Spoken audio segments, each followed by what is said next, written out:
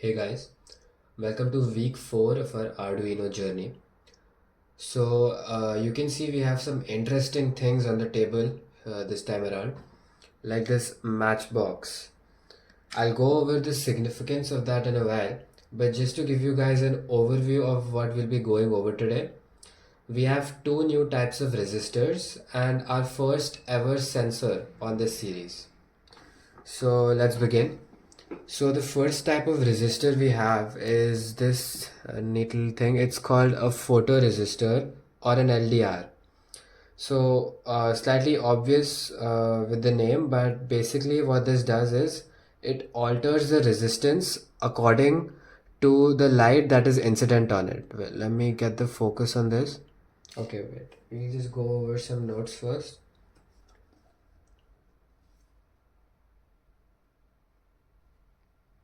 Yeah. So basically, we have this is also called a photoresistor, and what it does is it changes the resistance with the light that is incident upon it. So basically, bright light, as you can see here, gives us low resistance, and dark light gives us high resistance. Okay, so let me show you guys a few things about this. So like every other resistor, the positive negative we have, positive is a longer one, negative is a smaller one. I don't know if it is clear or not. Okay, it's not, but there are to identify if you have an LDR or not. That's supposed to be these squiggly type of lines. Let me see if I can draw them. Okay, so don't mind the drawing, but something weird like this you can see on the head of a resistor. Okay, so let's go ahead and actually build a circuit with this. So what we'll do is we'll connect it with a simple LED and let's see the effect that it has on it. Okay, so we'll use this LDR. Okay, connect it like you would any other resistor. Okay, like this, as you can see. But what we're gonna do is we're actually gonna use an extra regular resistor. Okay, so since sometimes we're not really sure how it responds, so we just don't want to fry our Arduino. So I'll just connect an extra resistor. So then what will happen is I'm gonna connect these in series, which means that the resistance will add up. So we can still actually see the effect that the LDR will have. So let's just connect this together. You want to make sure your backup resistor is fitted in properly and not loose or anything, because like I said, that's our precaution resistor and we don't want anything messing with that. So we take a wire, put it into 5 volts, just average over here. Okay, that goes in, and then we connect our positive terminal of our LED with the regular resistor. Okay, yeah, that's it. And negative goes into GND as usual. Okay, so we have our circuit ready here. What I'm actually gonna do is I'm gonna turn off the lights in my room. So I'm not really sure actually if you guys will be able to see or not, but let's just check it out. And I mean, I'm sure there are safer ways to do this, but let's just make it slightly exciting. And we're gonna use this match to see the differences in the uh, brightness. Okay, let me just switch off the lights. Okay, so the laptop is giving off some pretty good light, so we're not completely blind here. Okay, let me just connect the Arduino to my laptop. Okay, so as you can see, there is some faint lighting over here in the LED. That is because we're not completely in a dark environment, so we still have some current flowing through. But let's see what happens once we, I don't know if you guys will be able to see the difference or not, but let's see what happens once we light a match and bring that closer to our.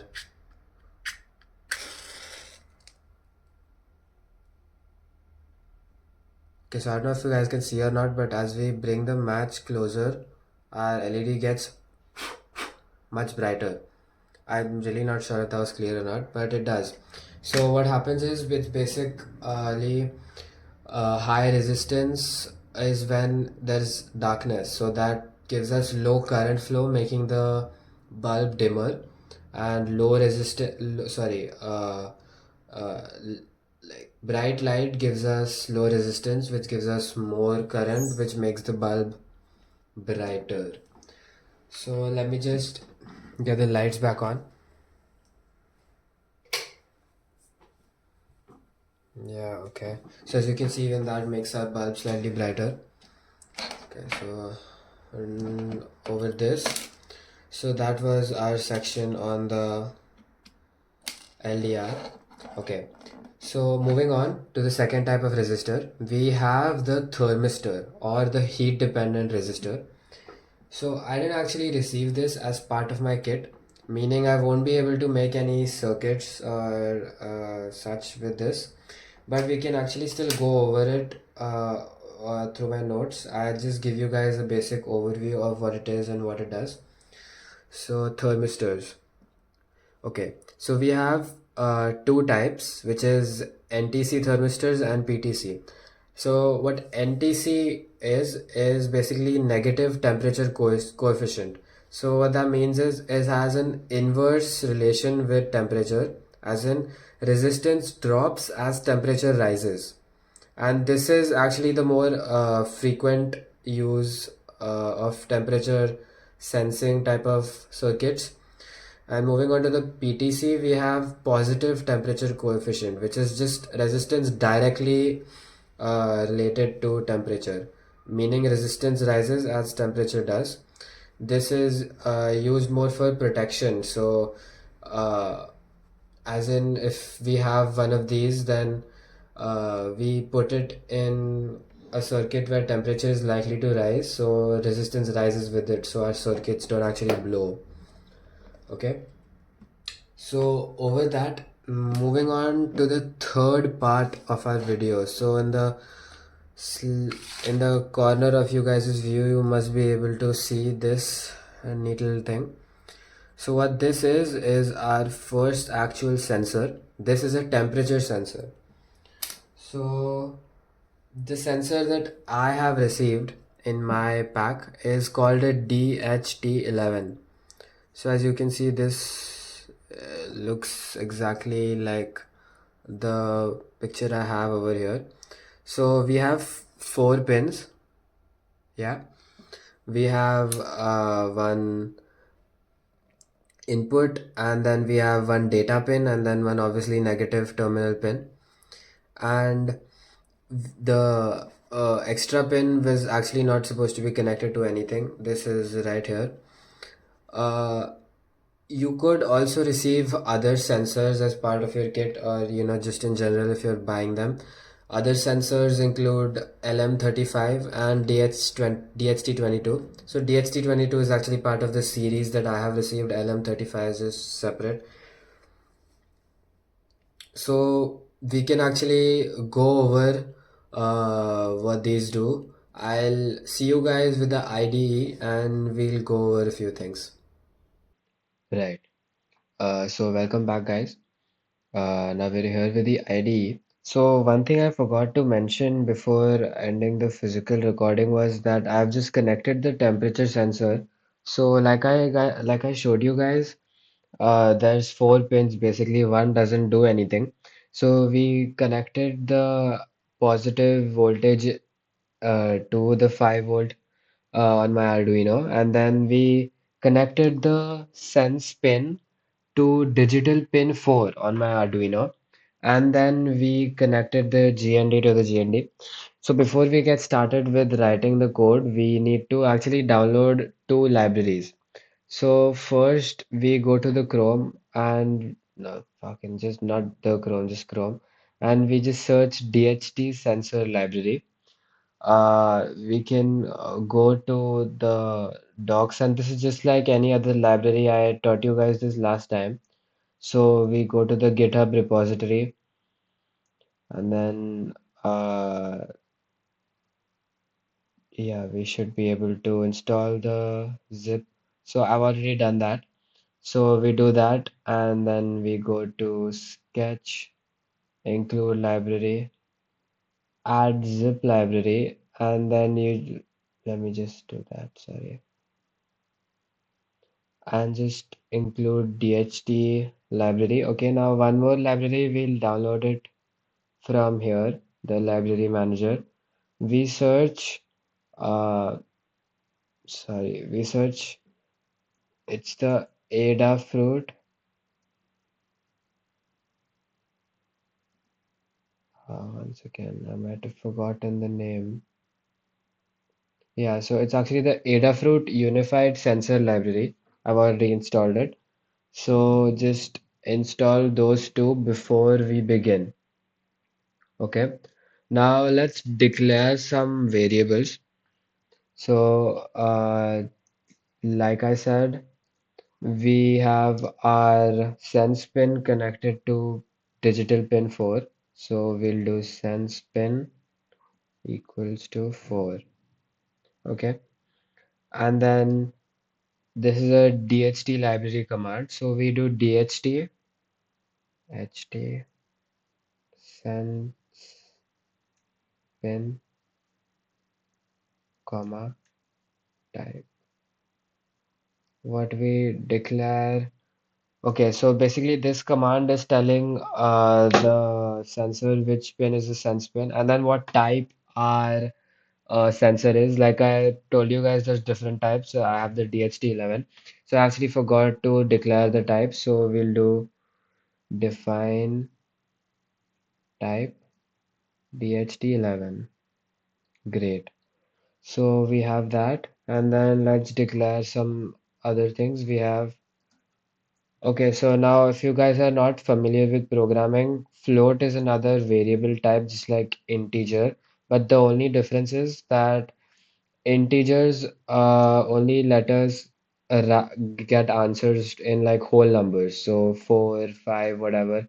And if by chance we have an odd division or multiplication and we are supposed to get the answer, so we actually get it rounded up. So if the answer is 1.8, we get 2 if we uh, make our variables in integers, but that's not what we want. So we're just doing float so we can get decimal answers. So let's declare all our variables. This part should be pretty obvious. I'm just declaring the different. So we're not actually going to get, as you can see, I'm declaring temperature in different like units. So we have Fahrenheit and Kelvin, Kelvin obviously being the SI. So we're not actually going to get the value from the sensor in all of these. We're only going to get temperature in degrees Celsius. So we'll use formulas to convert it and display. We'll actually declare one more variable for our delay. Let's do 300 milliseconds, not 3000. Okay, so that's that. And then in our setup code, we write serial dot begin, which is 9600, our baud rate as usual. I went over what baud rate and everything means in one of my older videos. Then ht.begin. This basically tells the sensor to begin. So in our loop code, now we have the real conversions and everything going to take place. So let's do humidity equals to ht dot read humidity. So read humidity is just telling the sensor to read the humidity. It's part of the library. So this sensor can actually read the humidity, but that's not true for all of them. So you should always be mindful of what sensor you actually have in your kit. Dot read temp C. Okay. So now, sorry, not temp C. We'll do the my bad temperature. Okay. So now we have temp C that reads the temperature. Now to get to the conversions, let's do temp. So you just need to use formulas for this. I've Googled this formula. So it's actually temperature in degrees Celsius times 9 by 5. Now, since we're using float values, I'm actually going to use 9.0 and 5.0 since we need decimal answers. Okay. And then temperature Kelvin. I don't know if I remember this right, but it should be uh, temp C plus 273.15.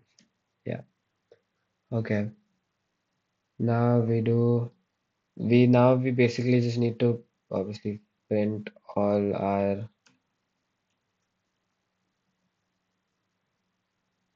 yeah. So let's do,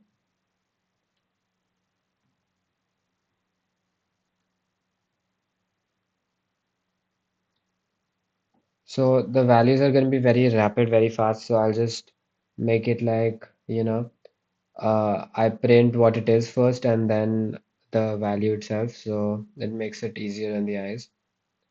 Oops. Okay. Okay. So temp C. We'll go, so we just printed temp C and then we printed our actual variable temp C.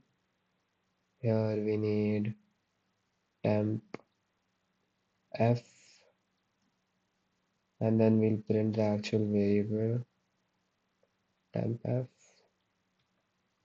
temp K, and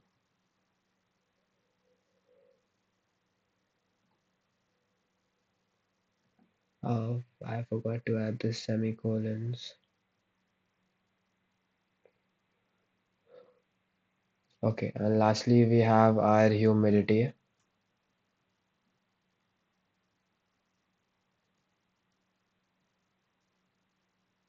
Okay, and then just to make it easier, we defined our delay earlier, delay. So we'll just do,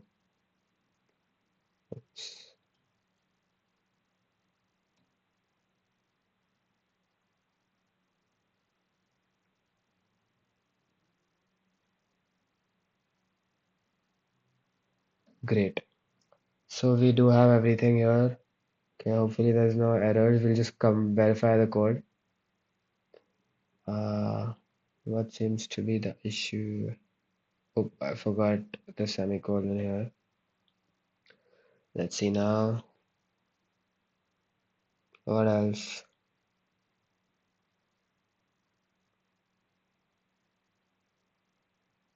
What's the problem? I can't tell.